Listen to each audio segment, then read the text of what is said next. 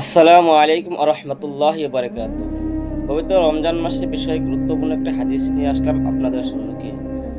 হযরত আবু হুরায়রা রাদিয়াল্লাহু তাআলা আনহু থেকে বর্ণিত আছেন যে রাসূল সাল্লাল্লাহু আলাইহি সাল্লাম বলেন, ইযা দাখালা রমাজানু ফুতিহাত আবওয়াবুল জান্নাতি ওয়া গুলিকাত আবওয়াবু জাহান্নাম ওয়া সুলসিলাতিশ শায়াতিন। আল্লাহ রাসূল সাল্লাল্লাহু আলাইহি সাল্লাম বলেন, যখন পবিত্র রমজান মাস দাখিল হয়, আল্লাহ সুবহানাহু ওয়া তাআলা জান্নাতের দরওয়াজা খুলে দেয় এবং কি জাহান্নামের দরওয়াজা বন্ধ করে দেয় এবং কি আল্লাহ সুবহানাহু ওয়া তাআলা শয়তানদেরকে শিকল দিয়ে বেঁধে রেখে, যিনি এই মাসের ভিতরে কোনো শয়তানি কাজ না হয় সেই কারণে আল্লাহ সুবহানাহু ওয়া তাআলা শয়তানদেরকে শিকল দিয়ে বেঁধে রেখে। তো আমরা সবাই এই হাদিস মোতাবেক আমল করব এবং কি হাদিসের উপরে আমল করব।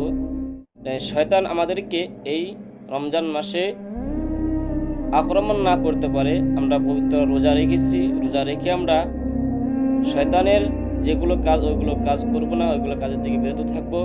তাহলে আমরা উপরের যে কথাটা বললাম যে আল্লাহ তাআলা জান্নাতের দরওয়াজাটা খুলে দিয়েছেন, অবশ্যই আল্লাহ তাআলা এই রমজান মাসের ভিতরে মুমিনদেরকে জান্নাতে দিবেন।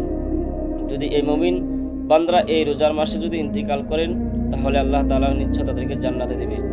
কারণ আল্লাহ এখান তো নবী সাল্লাল্লাহু আলাইহি সাল্লাম বলতেছেন যে জান্নাতের দরজা খোলা আছে এবং কি জাহান্নামের দরজা বন্ধ করে দেওয়া হয়েছে। সেজন্য বলছি যে আমরা এই হাদিস মোতাবেক আমল করব। আল্লাহ তাআলা আমাদেরকে সবাইকে জান্নাতবাসী করুক। আমিন।